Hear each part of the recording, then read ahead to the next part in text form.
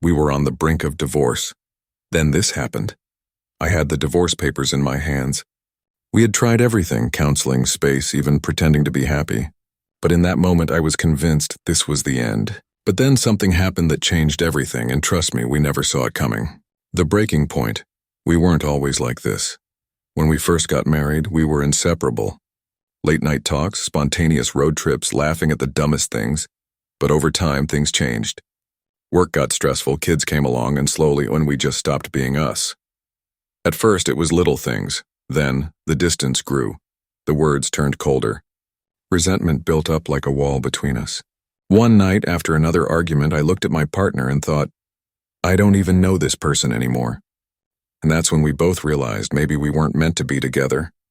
The unexpected turning point. We agreed it was over.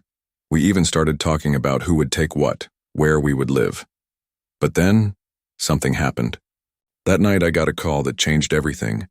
It was my best friend. She simply said, "Before you make this choice, do one last thing. Go back to where it all started." At first it felt silly.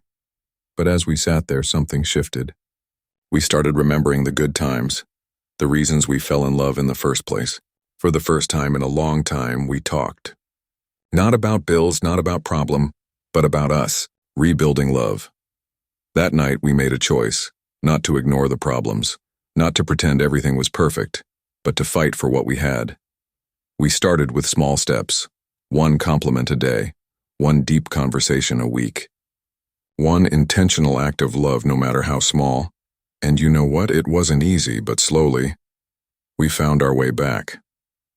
The takeaway. If you're in that dark place wondering if love can ever come back, know this. Sometimes love isn't lost. It's just buried under the noise of life.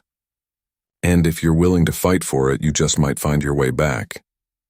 If this story touched you, don't forget to like, share, and subscribe.